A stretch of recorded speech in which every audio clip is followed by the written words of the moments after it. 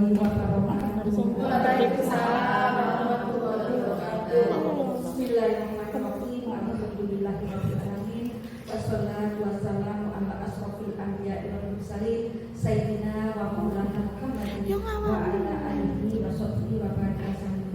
Yang saya hormati Ibu Taslimah SPD selaku Kepala UPT DKM Pembina Kecamatan Purworejo, Ibu-ibu Dewan Guru dari DK Negeri Pembina Kecamatan Purworejo, khususnya kepada Ibu Melina sebagai DPP dari DK Negeri Pembina Purworejo.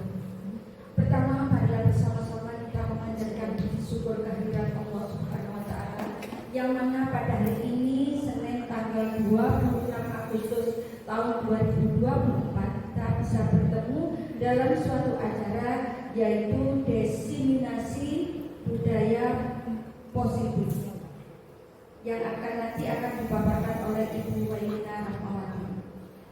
Salawat serta salam semoga tetap tercurahkan kepada junjungan kita Rasulullah Muhammad SAW.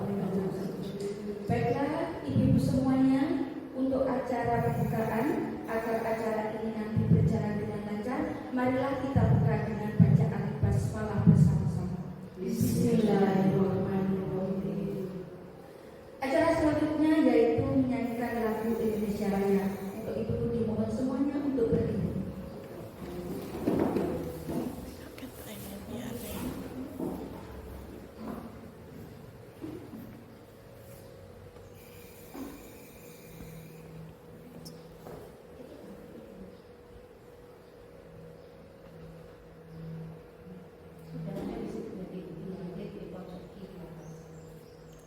Sing slide satu nih berarti nah.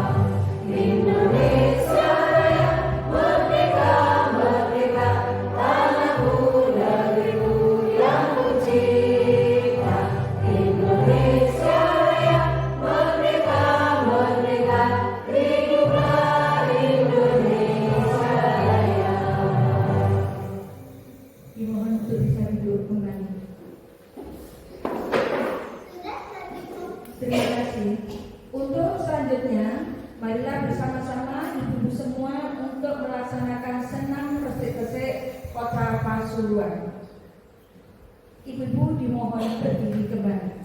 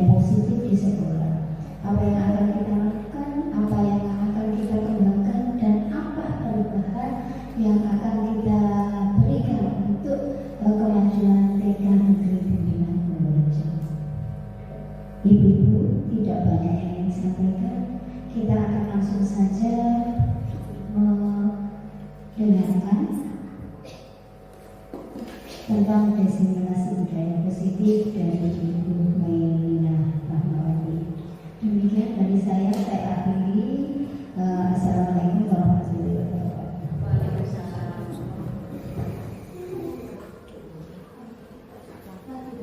Terima kasih sampaikan kepada Ibu Tasima selaku Kepala UPD Kantor Pembina Kecamatan Purworejo. Baik ibu semuanya, marilah bersama-sama kita ikuti pemaparan dari materi budaya positif yang akan disampaikan oleh Ibu Mailina Rahmawati SPG selaku CGP dari Kota Pasuruan Angkatan 11. Untuk itu kepada Bu Mailina kami silakan. Saya bisa memberikan pandangan sebentar ya Ibu ya. Jangan usah dipaksakan. Jangan. Sakit sekejap-kejap. Pendidikan jangan disia-siakan. Jalan menuju maju. Silakan Bu Mailina. Saya beli.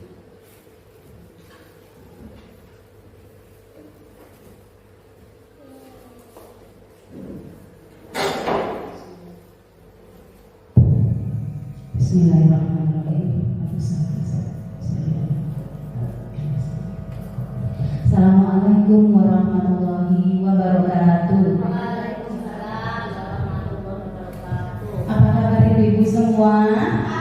Alhamdulillah. Luar biasa. Siang yang cerah, bagus. Ya, terima kasih sudah datang ke sini bersama-sama untuk menghadiri kegiatan diseminasi budaya positif. Sebelumnya saya ucapkan terima kasih kepada Ibu Mutaskima selaku Kepala Sekolah yang telah memberi kesempatan kepada saya untuk menyampaikan materi ini diseminasi, dan kepada ibu-ibu semua serta pembantu pelaksana yang sudah bersedia membantu semua. Terima kasih sudah bersedia saya repoti. Semoga dapat ilmu yang bermanfaat dari diseminasi ini. Mungkin sudah pernah mendengar ya, saya langsung masuk ke materi. Diseminasi budaya positif ini ada di modul 1.4. Next to ready. Nah, ini saya bacakan susunan acara. Tadi sudah ada pembukaan, menyanyikan lagu Indonesia Raya, senam resik, sambutan kepala TK, kemudian pemaparan materi dari saya, yang keenam diskusi, kemudian refleksi, penutup dan doa. Tadi kita sudah melewati 4 acara. Nah, sekarang kita masuk pada pemaparan materi. Apa sih itu budaya positif? Mari kita lihat. Nah, latar belakangnya. Kenapa sih kita memerlukan budaya positif? Apa latar belakang yang membuat kita perlu menyampaikan budaya positif? Pendidikan itu menuntun segala kekuatan kodrat, ya. Jadi orang yang berpendidikan itu pasti akan punya nilai lebih, menuntun segala kekuatan kodrat yang ada pada anak-anak agar mereka sebagai manusia dan sebagai anggota masyarakat dapat mencapai keselamatan dan kebahagiaan setinggi-tingginya. Mungkin kata-kata ini tidak terlalu familiar kayak saya dulu waktu memahami modul 1.1 karena bahasanya Ki Hajar Dewantara zaman itu kan banyak yang tidak umum ya, maksudnya didengarkan dengan orang-orang zaman sekarang, perlu pemahaman lebih. Nah, dalam proses menuntun anak itu perlu diberikan kebebasan untuk mengembangkan dirinya sebagai pribadi yang unik. Setiap anak memiliki pribadi masing-masing yang berbeda-beda, dan mengarahkan anak agar tidak kehilangan arah. Ya, itu kenapa kita perlu memperkenalkan budaya positif, karena latar belakangnya setiap anak beda-beda. Lanjut, Betty. Nah, ini ada pengertiannya. Budaya positif itu apa? Ternyata budaya positif itu nilai-nilai keyakinan keyakinan dan kebiasaan-kebiasaan yang berpihak pada anak agar mereka dapat berkembang menjadi pribadi yang kritis, penuh hormat dan bertanggung jawab. Budaya positif itu dapat diwujudkan dengan melibatkan siapa saja. Ada anak tentunya, kemudian ada guru, kemudian kepala sekolah, karyawan sekolah, wali murid, serta masyarakat sekitar. Jadi semua warga sekolah harus terlibat. Budaya positif itu caranya bagaimana? Diwujudkan melalui disiplin positif. Nah, disiplin positif itu apa sih? Ternyata di sini juga diterangkan. Disiplin positif itu pendekatan mendidik anak untuk melakukan kontrol diri dan pembentukan kepercayaan diri tanpa kekerasan, tanpa sogokan, dan tanpa ancaman. Nah, apakah kita sudah masuk dalam yang ini yang bisa nilai-nilai kebajikan universal? Ya, jadi bisa mengarahkan ke nilai-nilai kebajikan universal, yaitu profil pelajar Pancasila. Ada yang masih ingat profil pelajar Pancasila? Apa saja? Barangkali ada yang bisa menyebutkan kemarin. Iya. Terima kasih Bu Ani untuk peringatan diri berkebenaan global, bernalar kritis, kreatif, sama yang pertama ketuhanan ya, dan berakhlak mulia. Next slide. Nah ini keyakinan kelas. Dulu waktu saya masih melihat Bu Indah dan Bu Eti, apa sih itu keyakinan kelas? Kenapa ada keyakinan kelas? Nah ternyata memang salah satu materi di budaya positif itu menciptakan keyakinan kelas. Kenapa sih harus yakin? Keyakinan itu apa? Keyakinan itu nilai-nilai kebajikan universal yang telah disepakati. Jadi ada kebaikan-kebaikan, kadang-kadang ada yang disepakati tapi ada yang tidak disepakati. Jadi tidak semua orang bisa sepakat terhadap nilai-nilai kebajikan. Nah kalau ini harus diyakini oleh anak-anak di dalam kelas. Jadi tidak memandang latar belakang suku, negara, bahasa maupun agama. Jadi ini secara universal. Keyakinan kelas dibuat berdasarkan kesepakatan kelas bersama siswa. Ada yang sudah pernah membuat? Ya, oke, terima kasih. Kemudian keyakinan kelas sebenarnya tidak terlalu banyak. Kalau untuk TK apalagi ya. Keyakinan kelas sebaiknya sesuatu yang dapat diterapkan di lingkungan tersebut. Kemudian keyakinan kelas itu dapat ditinjau kembali dari waktu ke waktu. Jadi mungkin tahun ini berlaku, tahun depan kita ganti atau berubah, itu boleh ya. Kemudian berikutnya, nah ini di kelompok B3 dan B4 saya sudah membuat kesepakatan kelas bersama anak-anak melalui proses ya agak lama, tapi pertama sulit untuk melaksanakan, tapi akhirnya terbiasa dan mereka tahu. Nah ini adalah contohnya, silakan disaksikan.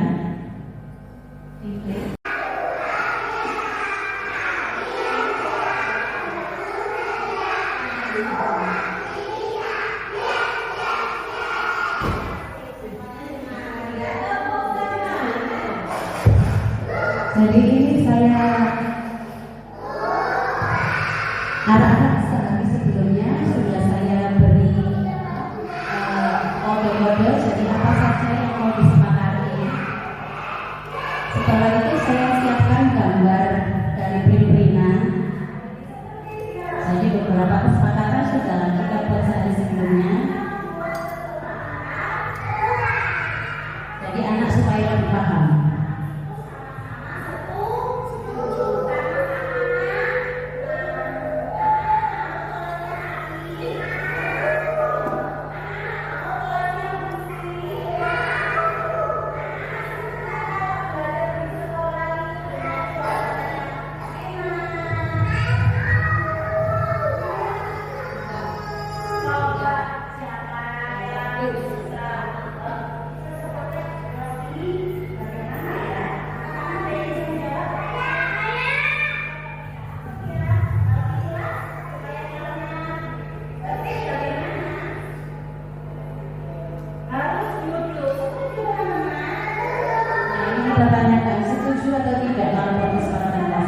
hidup yang rapi.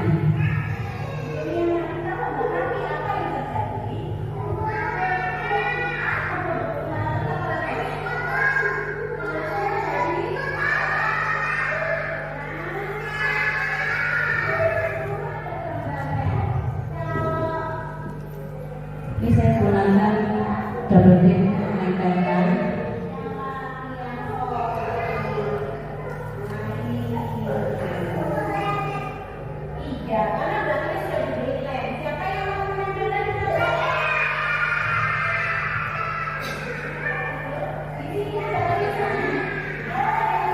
Nah, literasi juga.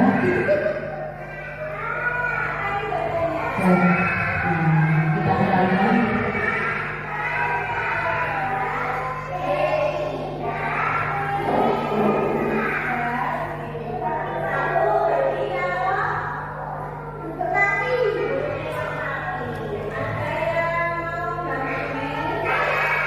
Versinya bisa macam-macam ya. Kalau saya pakai gambar, anak-anak nempel. Ada juga yang pakai tulisan kayak Buddha itu ya, Buddha ya, di kelasnya itu tulisannya. Tapi ada gambar-gambarnya ada buat ukuran ada. Jadi kalau Buddha lebih ke literasinya dengan tulisan yang panjang. Kalau saya beri nomor, saya tambahi sedikit tulisan. Jadi ada gambar, ada tulisan. Tergantung kreativitas masing-masing.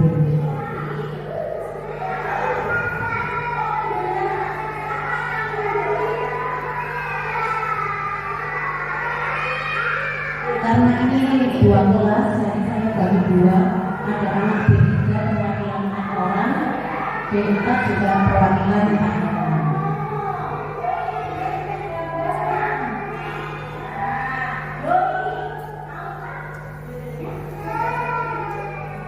Dan ternyata efek dari kalau di kesepakatan kelas itu ada perubahan memang. Sudah sesuai belum dari kesepakatan kelas? Tiba-tiba langsung kayak iya, langsung sesuai.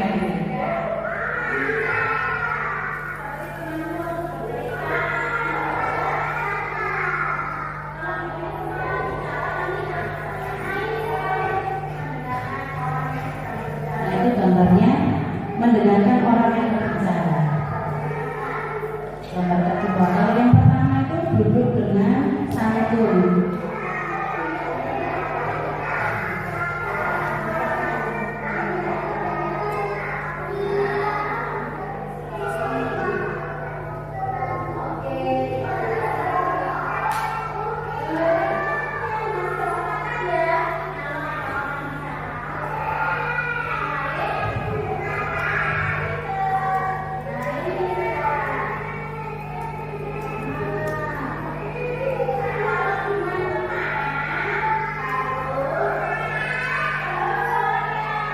Harus sayang, ketiga ini harus sayang. Ternyata berdampak, walaupun berlaku juga untuk jalan. Jalan itu kalau belum liburan kan sering agak agresif. Ternyata saya beritahu harus sayang, akhirnya tidak jadi maupun. Sesuai kesepakatannya harus sayang.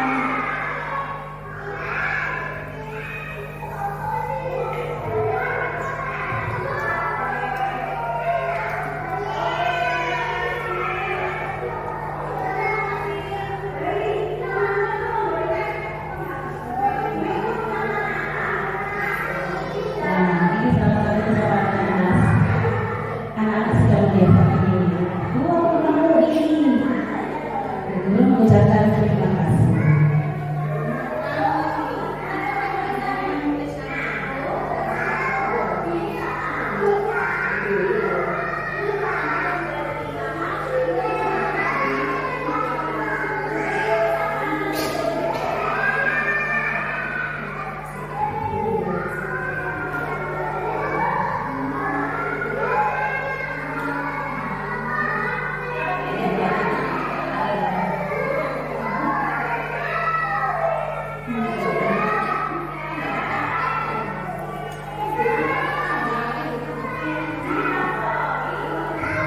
Ya, ini menunjukkan antusiasme anak-anak terhadap pembuatan kesepakatan kelas.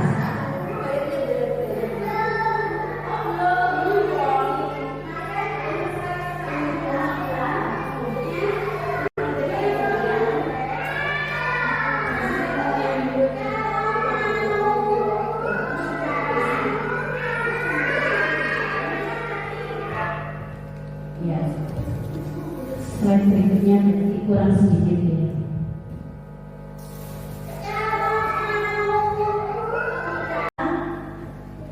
Nilai-nilai kebajikan universal, ya. Jadi bisa mengarahkan ke nilai-nilai kebajikan universal, yaitu profil pelajar Pancasila. Ada yang masih ingat profil pelajar Pancasila? Apa saja? Barangkali ada yang bisa menyebutkan kemarin. Mandiri, cerdas, kebinekaan, hukum. Iya. Terima kasih Bu Ani. Sepertinya mandiri berkebinekaan global, bernalar kritis, kreatif, sama yang pertama ketuhanan ya, dan berakhlak mulia. Next slide. Nah ini keyakinan kelas. Dulu waktu saya masih melihat Bu Indah dan Bu Eti, apa sih itu keyakinan kelas? Kenapa harus ada keyakinan kelas? Nah ternyata memang salah satu materi di budaya positif itu menciptakan keyakinan kelas. Kenapa sih harus yakin? Keyakinan itu apa? Keyakinan itu nilai-nilai kebajikan universal yang telah disepakati. Jadi ada kebaikan-kebaikan, kadang-kadang ada yang disepakati tapi ada yang tidak disepakati. Jadi tidak semua orang bisa sepakat terhadap nilai-nilai kebajikan. Nah kalau ini harus diyakini oleh anak-anak di dalam kelas. Jadi tidak memandang latar belakang suku, negara, bahasa maupun agama. Jadi ini secara universal. Keyakinan kelas dibuat berdasarkan kesepakatan kelas bersama siswa. Ada yang sudah pernah membuat? Ya, oke, terima kasih. Kemudian keyakinan kelas sebenarnya tidak terlalu banyak. Kalau untuk TK apalagi ya. Keyakinan kelas sebaiknya sesuatu yang dapat diterapkan di lingkungan tersebut. Kemudian keyakinan kelas itu dapat ditinjau kembali dari waktu ke waktu. Jadi mungkin tahun ini berlaku, tahun depan kita ganti atau berubah, itu boleh ya. Kemudian berikutnya, nah ini di kelompok B3 dan B4 saya sudah membuat kesepakatan kelas bersama anak-anak melalui proses ya agak lama, tapi pertama sulit untuk melaksanakan, tapi akhirnya terbiasa dan mereka tahu. Nah ini adalah contohnya, silakan disaksikan. Empat kata aja. Iya, coba Bu Ani, biar kita hafal. Tepuk 4 kata ajaib. Tolong, maaf, terima kasih, permisi. Iya, seperti itu. Nah ini hasil kesepakatan kelas. Kemudian next slide. Nah ini selain budaya positif juga meliputi kebutuhan dasar manusia. Manusia itu diciptakan sama Allah untuk beribadah ya. Kemudian kebutuhannya apa sih manusia itu? Yang pertama itu bertahan hidup secara fisiologis dan biologis. Secara fisiologis itu mereka butuh sandang, pangan, papan ya. Jadi ditambah dengan ada rumah, makanan, kesehatan. Kemudian yang bersifat biologis, kebutuhan reproduksi ini untuk orang dewasa. Jadi bertahan hidup. Kemudian yang kedua, cinta dan kasih sayang. Jadi yang bersifat fisiologis diterima lingkungan, termasuk anak-anak kita, murid-murid kita. Kadang-kadang kita itu sering mengabaikan anak-anak secara tidak langsung. Mereka butuh diterima, mereka butuh beradaptasi, apalagi di lingkungan mereka yang baru. Kalau ini anak baru biasanya kadang-kadang masih takut, masih ragu, tidak diterima karena mereka tidak kenal.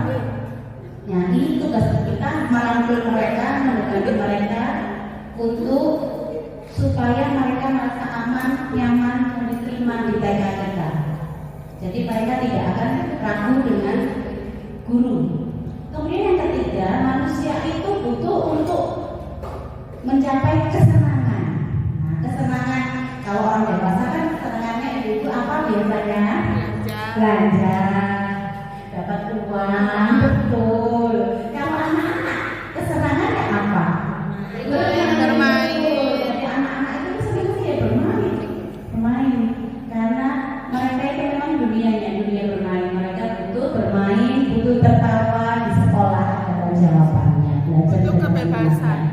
Ya, itu kebebasan betul. Kemudian yang keempat, mereka manusia itu butuh penguasaan. Penguasaan kalau orang dewasa banyak dijumpai di dunia apa yang penguasaan? Kerja. Dunia kerja, dunia politik ya. Nah kalau anak-anak itu penguasaan terhadap sesuatu, kekuatan untuk mencapai sesuatu. Apa contohnya? Kekuatan untuk penguasaan itu biasanya kadang-kadang ada rasa kepingin di kelas itu mimpin teman-teman. Itu sudah rasa yang menguasai.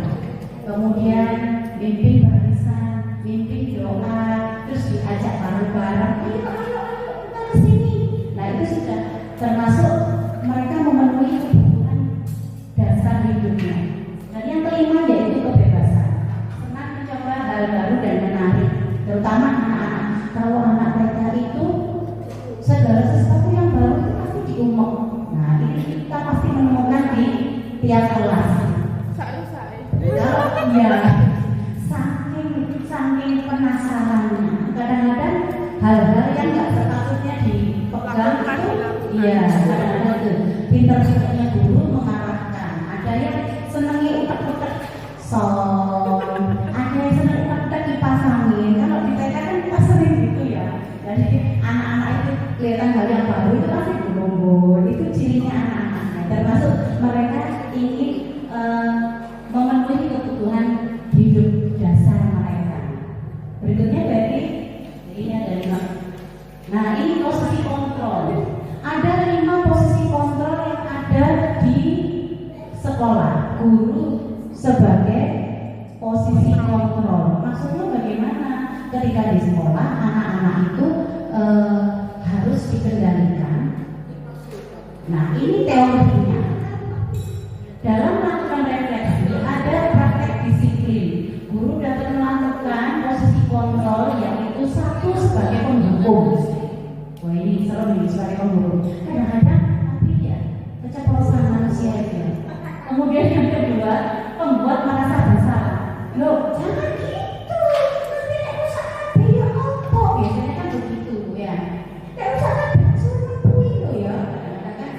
Karena ya itu. Tidak sekali 2 kali anak-anak itu kadang melakukan hal-hal yang tidak diinginkan oleh guru.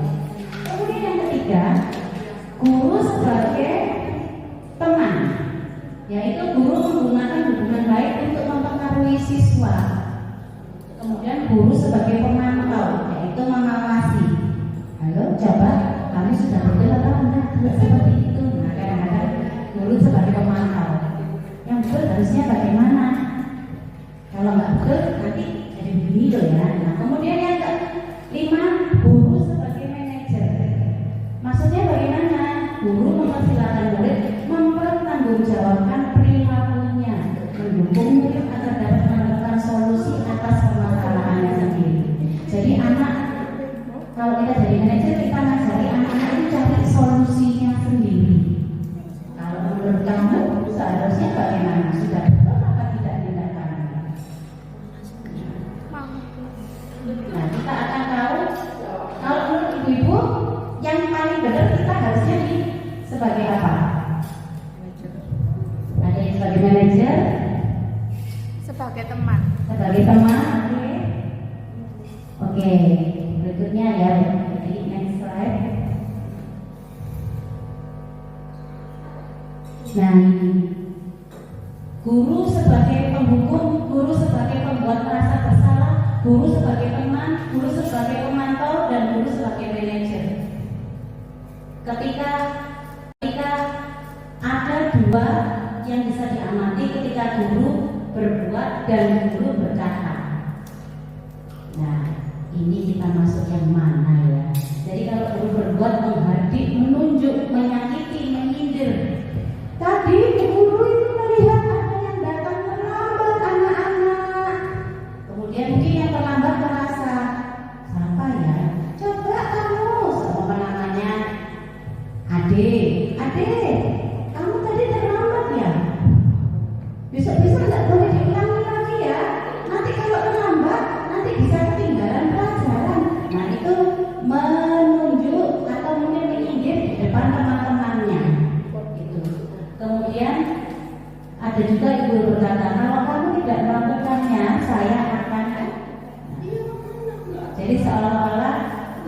kita jadi hakim, ya, jadi penghukum. Kemudian membuat merasa bersalah. Guru biasanya berceramah, menunjukkan kekecewaan mendalam. Contohnya, ibu kecewa sama kamu. Kenapa sih kamu kok nggak mau baik sama teman? Biasanya seperti itu. Guru nggak seneng wes kamu kayak gitu, nggak pinter wes. Guru nggak mau berteman sama kamu, berteman sama yang baik. Itu juga salah satu pembuat merasa bersalah. Nah, ini kalau guru sebagai teman membuatkan alasan-alasan untuk murid-muridnya. Kemudian guru bisa juga, ayolah dibereskan lah, kamu nggak kasihan kalau sama Bu Mei. Nah, itu termasuk sebagai teman, kita sebagai teman. Ya sudah, nanti dibantu bereskan. Itu juga posisi kita sebagai teman. Kemudian kalau sebagai pemantau itu kita menghitung, mengukur, jadi kayak sangat teoritis. Jadi kalau kamu begini, apa peraturannya? Apa konsekuensinya? Apa yang telah kamu lakukan? Apa yang terjadi sekarang? Lihat kan kerasnya berantakan seperti itu. Kemudian ketika guru sebagai manajer, itu guru mengajukan pertanyaan-pertanyaan. Duduk sini. Kenapa tadi teman kok manis? Nah, itu kita sebagai posisi manajer. Anak dudukkan dulu, ditenangkan. Kenapa teman kok manis? Bu, aku tadi dijongkrok rumah. Nah, mungkin bisa seperti itu. Kita tenangkan dulu anaknya, ditanya-tanya. Nah, kemudian ditanya, benar tidak perbuatan itu? Kira-kira bagaimana cara memperbaikinya? Kalau menurut jenengan, yang mana yang paling panjang prosesnya? Ketika kita jadi apa? Manajer. Ya, kita jadi manajer. Susah yang melakukannya karena butuh waktu lama. Kadang-kadang kenyataannya kita nggak bisa selesai kalau kita jadi manajer, karena kita berhadapan dengan anak-anak yang nggak bisa ditinggal terlalu lama. Next slide, Bu Ani. Nah, ini hasilnya anak itu pemberontak. Kalau kita sering menghukum, anak itu jadi pemberontak, pendendam, menyalahkan orang lain, cari alasan biasanya. Kemudian murid akan berkata, biarin. Kadang-kadang nggak mereken, nggak ngomong mereka, kadang nggak mereken. Kemudian kalau kita menjadi pembuat merasa bersalah, dia akan pinter bohong, karena merasa sudah disalahkan. Akhirnya dia supaya nggak disalahkan, dia akan bohong, dia akan menyangkal dan menyembunyikan kebenaran. Kemudian muridnya akan berkata, maaf saya, tapi kadang-kadang maafnya hanya sebatas lisan. Besok ini bilang. Kemudian sebagai teman kita bersedia membereskan, tapi nanti anaknya jadi ketergantungan. Kalau nggak ada orang tua, nggak ada guru, dia nggak pede. Kemudian dia akan berkata, saya pikir bapak ibu itu teman saya. Ternyata tidak. Nah, kalau kita sebagai pemantau, kalau nggak diawasi berarti brutal bisa jadi. Mereka akan menyesuaikan bila diawasi. Kemudian dia akan berkata, saya dapat bintang berapa kalau sudah bersih-bersih kelas, karena berharap motivasi eksternal yang diharapkannya. Jika sudah melakukan hal tersebut, saya dapat apa? Tapi bila kita sebagai manajer, kita akan dapat menguasai karakter. Bagaimana caranya agar saya bisa memperbaiki keadaan? Mereka belajar menyelesaikan masalah mereka sendiri dan yakin dengan keberadaan dirinya, menjadi lebih positif tanpa merasa terhakimi. Berikutnya,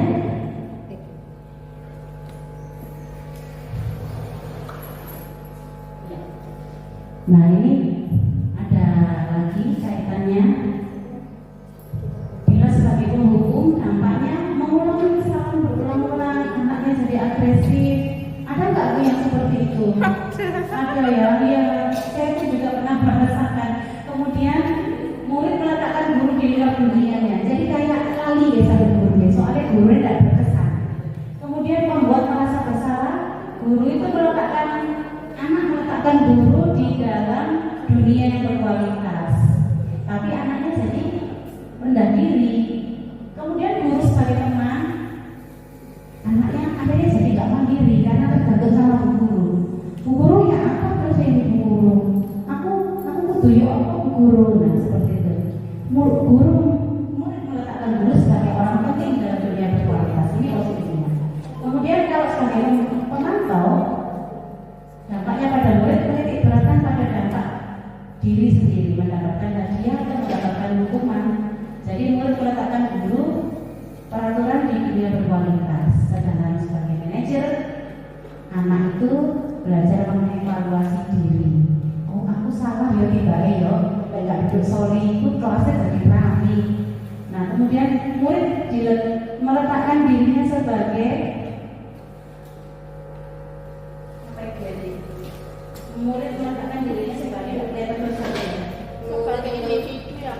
individu yang positif dalam dunia berkualitas. Jadi dia merasa percaya diri bahwa saya bisa, saya mampu. Berikutnya, nah ini ada lagi segitiga restitusi. Di budaya positif itu kan ada di posisi kontrol, ada itu tadi segitiga restitusi. Apa sih segitiga restitusi itu? Segitiga restitusi ini adalah cara penyelesaian masalah melalui tahapan-tahapan berikut ini. Nah ini kamu tentu punya alasan mengapa seperti itu. Kamu ingin menjadi orang seperti apa? Keyakinan kelas apa yang telah kita sepakati? Setiap orang pasti pernah melakukan kesalahan. Kamu bukan satu-satunya yang pernah melakukan ini. Jadi kadang ngomong ke anak mereka agak sulit. Kalau untuk anak dewasa mungkin lebih mudah ya. Jadi penerapannya. Berikut ini saya berikan contoh penyelesaian masalah melalui segitiga restitusi biar nggak bingung ya. Monggo di play. Ini modul saya kemarin. Agak lambat musiknya, tapi nggak apa-apa. Kita lihat sekilas teori.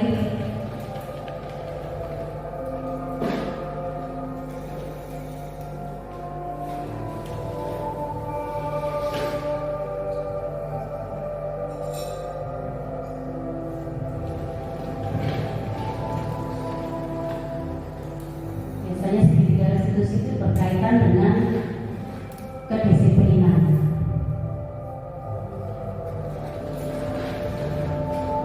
Nah ini 5 posisi kontrol guru tadi. Sebagai penghukum, membuat orang merasa bersalah, sebagai teman, sebagai pemantau, dan sebagai manajer.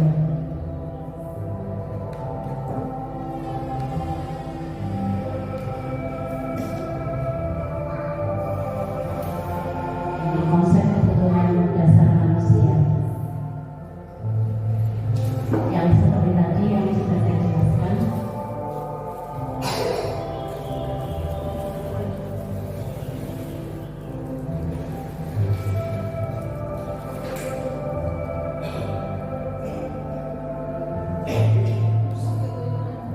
Iya.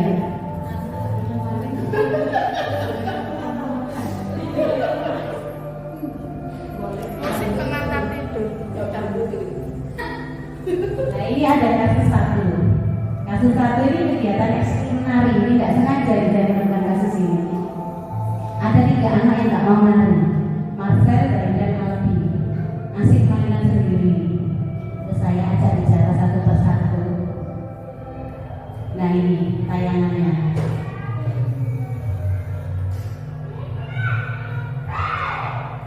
Yang main nari yang 3 anak ini mainan sendiri. Berarti itu bukti fisiknya, bukti fisiknya kali ya? Iya.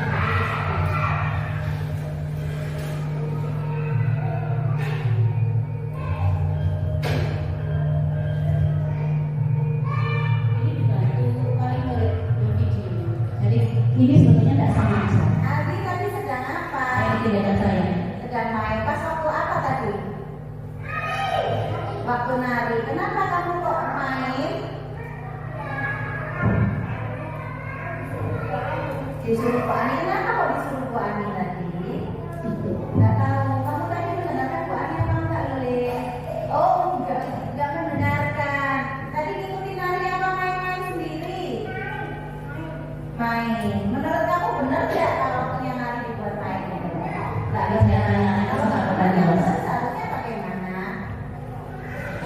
belajar. Kapasitas tindakan. Terus nanti harusnya Kalau nggak diawasi berarti Brutal. brutal bisa jadi. Mereka akan menyesuaikan bila diawasi. Kemudian dia akan berkata, saya dapat bintang berapa Bu, kalau sudah bersih-bersih kelas. Nah, karena berdapat motivasi eksternal yang diharapkannya. Jika sudah melakukan hal tersebut, saya dapat apa? Tapi bila kita sebagai manajer, kita akan dapat menguasai karakter. Bagaimana caranya agar saya bisa memperbaiki keadaan? Mereka belajar menyelesaikan masalah mereka sendiri dan yakin dengan keberadaan dirinya menjadi lebih positif tanpa merasa terhakimi. Berikutnya,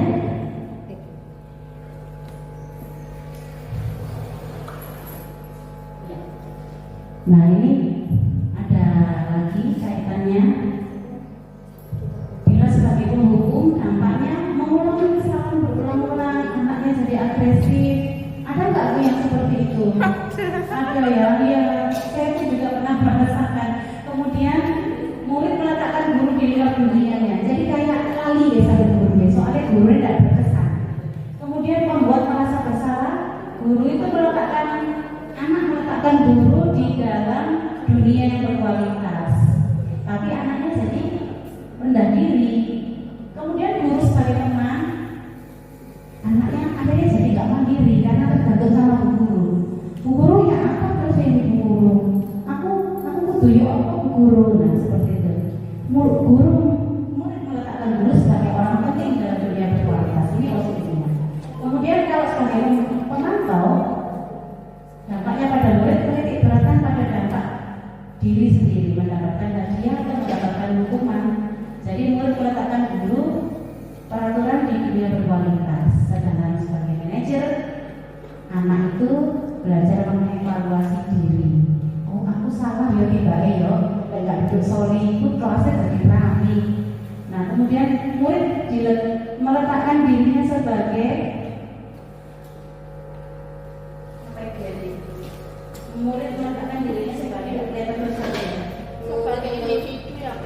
individu yang positif dalam dunia berkualitas. Jadi dia merasa percaya diri bahwa saya bisa, saya mampu. Berikutnya, nah ini ada lagi segitiga restitusi. Di budaya positif itu sekarang ada posisi kontrol, ada itu tadi segitiga restitusi. Apa sih segitiga restitusi itu? Segitiga restitusi ini adalah cara penyelesaian masalah melalui tahapan-tahapan berikut ini. Nah ini kamu tentu punya alasan mengapa seperti itu. Kamu ingin menjadi orang seperti apa? Keyakinan kelas apa yang telah kita sepakati? Setiap orang pasti pernah melakukan kesalahan. Kamu bukan satu-satunya yang pernah melakukan ini. Jadi kadang ngomong ke anak mereka agak sulit. Kalau untuk anak dewasa mungkin lebih mudah ya. Jadi penerapannya. Berikut ini saya berikan contoh penyelesaian masalah melalui segitiga restitusi biar tak bingung ya. Monggo diplay. Ini modul saya kemarin. Agak lambat musiknya, tapi tidak apa-apa. Kita lihat sekilas teori.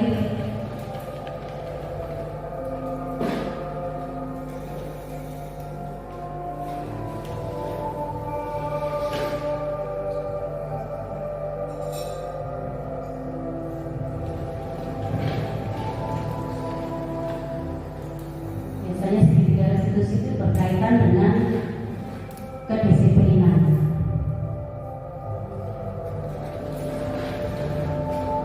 Nah ini 5 posisi kontrol dulu tadi.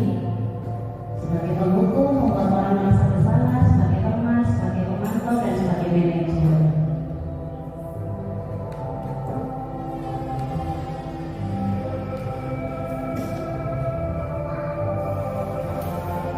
Ini konsep kebutuhan dasar manusia. Yang seperti tadi yang sudah saya jelaskan.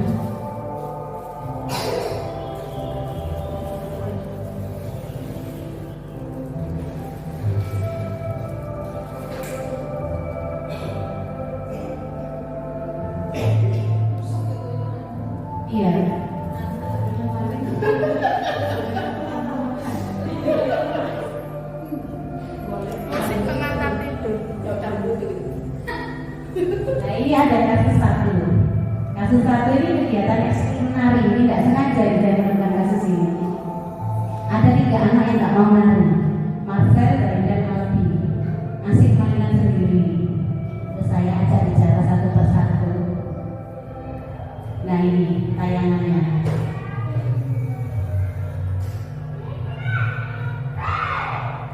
Yang lain-lain yang 3 anak ini mainan sendiri. Berarti itu bukti fisik ya. Bukti fisiknya kali ya. Iya.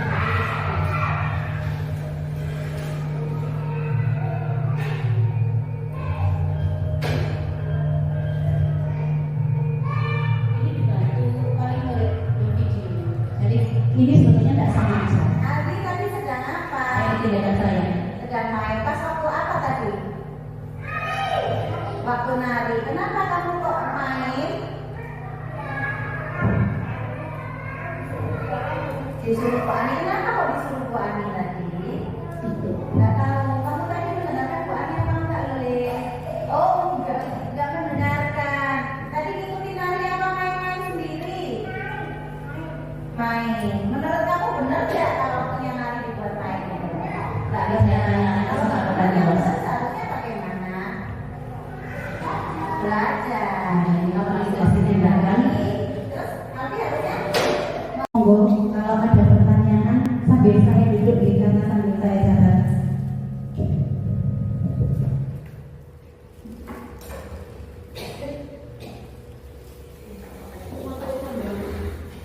Mungkin saya bertanya. Iya, baik. Katakan anak itu ya, ini menurut saya beberapa kali itu terlambat masuk sekolah. Sudah diingatkan kenapa kok terlambat? Alasannya masih nonton televisi, kadang mandinya lama, kadang sarapannya lama. Oke, besok tidak terlambat ya itu. Tidak terlambat besok itu. Tapi besoknya lagi terlambat lagi. Diingatkan lagi kenapa kok terlambat? Malu gini. Besok nggak terlambat, tapi terlambat lagi sering seperti itu. Terus saya harus bagaimana? Untuk nunggu atas pertanyaannya. Iya, ibu-ibu yang lain juga pasti ada yang pernah seperti ini ya murid-muridnya ya. Nah, kalau ibu-ibu lain cara mengatasinya bagaimana? Mungkin ada yang punya cara sebelum saya dijawab. Jadi Bu Baron monggo. Boten, monggo. Monggo pun. Iya, intinya komunikasi ya Bu ya. Kita ini butuh komunikasi. Komunikasi dengan orang tua. Mama minta bantuan ya. Untuk disiplin itu saya menerapkan kemarin itu di kelompok B4. Kita butuh komunikasi dengan orang tua. Bahwasanya salah satu modal kesuksesan itu adalah disiplin. Disiplin tidak dimulai ketika sudah dewasa. Disiplin dimulai dari sejak usia dini. Jadi kita butuh kesepakatan dengan orang tua, butuh bantuan orang tua sehingga tidak terlambat. Itu salah satunya juga dari orang tua. Nah, maksudnya orang tua bisa, oh jam 7, berarti setengah 7 dan anak sudah disiapkan. Saya kira itu aja. Terima kasih. Turun sangat Bu Baron. Jawaban saya hampir sama Bu. Jadi biasanya datang terlambat itu tidak lepas dari orang tua.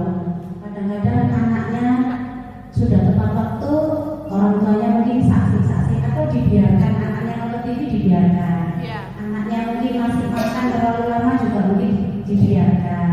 Tidak diberi istilahnya, tidak diberitahu waktunya tinggal segini ya. Nanti jam 1 kita berangkat dengan rapat. Mungkin tidak ada komunikasi juga orang tua dengan anak. Jadi harusnya anak itu bagaimana. Mungkin ya itu kuncinya komunikasi. Ibu-ibu ada yang mau menambahkan jawabannya? Oke. Maaf Bu Mei, Ya. waktu penerimaan rapor itu sudah selesai. Iya. Ngapunten mama, putrinya ini sering terlambat datang ke sekolah.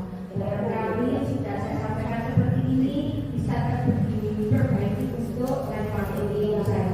Ya memang beberapa kali tidak terlambat, tapi karena alasannya rumahnya jauh. Iya. Ya, sudah. Faktor keluarga memang. Nggak begitu Bu Mei. Iya. Iya. Jadi memang agak repot ya Bu, kalau orang tua yang sekali dua kali diberitahu kadang iya kadang enggak, itu memang kembali ke orang tua. Jadi usaha kita sudah cukup saya rasa. Jadi nanti itu yang merasakan dampaknya besok-besok itu orang tuanya dan anaknya sendiri. Jadi paling tidak kita sudah berusaha. Jadi memang tidak bisa kita paksakan karena bukan anak kita sendiri. Jadi kita sudah ditahankan untuk memperbaiki, kita sudah berkomunikasi, kita sudah mengamati perilaku dan yang tidak berlaku. Ada pertanyaan lagi? Oke, Umus, ampun. Oke, baiklah. Terima kasih atas pertanyaan dan tanggapannya Ibu-ibu sekalian. Saya mohon maaf bila ada salah-salah kata dan perbuatan. Saya akhiri. Wassalamualaikum warahmatullahi wabarakatuh. Waalaikumsalam warahmatullahi wabarakatuh.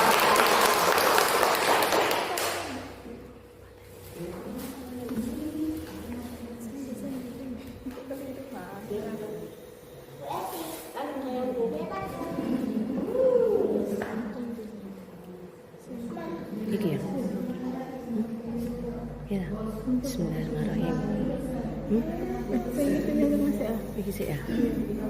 Ibu semua, acara pada hari ini sudah selesai dan pemaparan dari Bu Mei sudah cukup jelas dan gamblang. Mungkin insya Allah nanti bisa disampaikan dengan murid-murid kita semuanya. Begitu ya Bu Mei? Baiklah Ibu semua, sebagai penutup doa, marilah kita berdoa bersama-sama.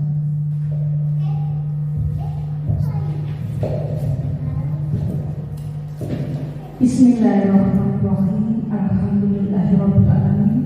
Allahumma shalli ala sayyidina Muhammad. Penutup doa, marilah kita berdoa bersama-sama.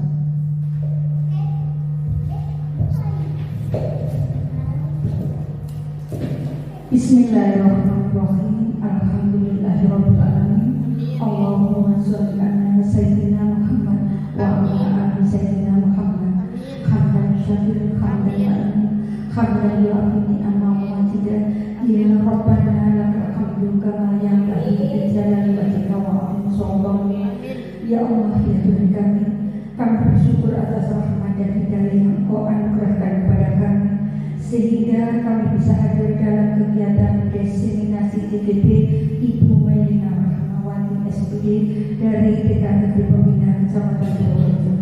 Ya Allah yang Maha Mengetahui, ilmu-Mu begitu luas tiada batas. Oleh karena itu anugerahkan kepada kami ilmu yang bermanfaat, serta berikan kami kekuatan untuk mampu mengamalkan ilmu yang telah Engkau berikan. Limpahkan kepada kami yang hadir pada acara kali ini kesehatan. Assalamualaikum warahmatullahi wabarakatuh. Ibu Melina Rahmawati, CGP Angkatan 11. Alhamdulillah tadi sudah berbagi ilmu tentang refleksi kegiatan positif, diseminasi di dalam kelas, dan tadi sudah berbagi. Terima kasih atas sharing ilmunya. Insya Allah ada tambahan ilmu buat kami untuk diterapkan di bersama anak-anak di dalam kelas. Dan pasti ada kelebihan dan ada kekurangan tadi. Insya Allah nanti kita bisa perbaiki bersama-sama apa yang sudah kita dapatkan, segera kita terapkan demi perbaikan ke depan. Karena setiap dapat ilmu kalau tidak dilaksanakan maka ilmu itu akan hilang dan muspro jadinya. Semoga kita semuanya bisa menerapkan.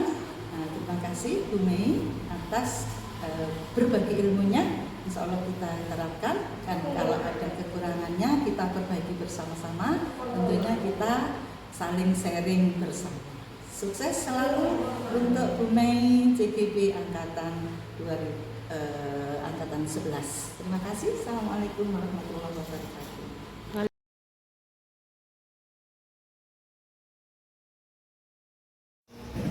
Assalamualaikum warahmatullahi wabarakatuh. Saya Eti Dwi Maulidia, rekan kerja dari CGP atas nama Melina Rahmawati.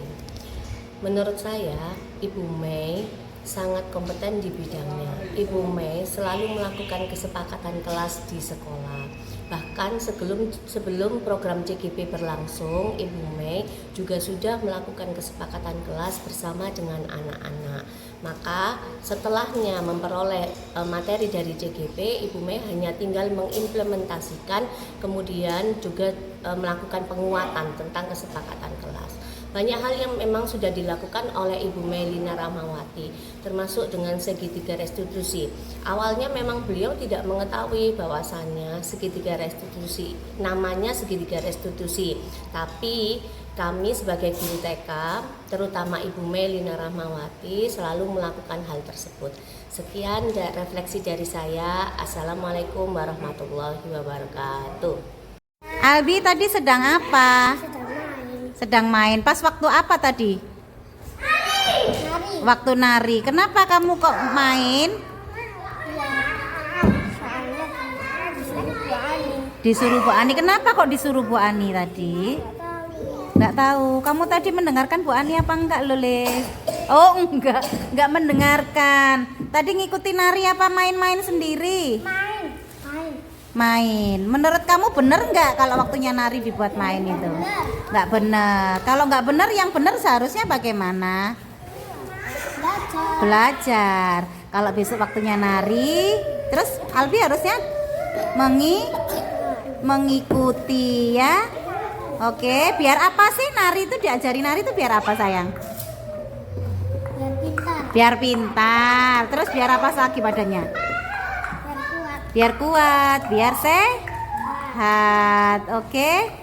Bisa ya waktunya menari besok diikuti ya. Ya. Itu biar jadi anak pintar untuk kamu sendiri. Albi kan senang bergerak. Albi pintar nari loh.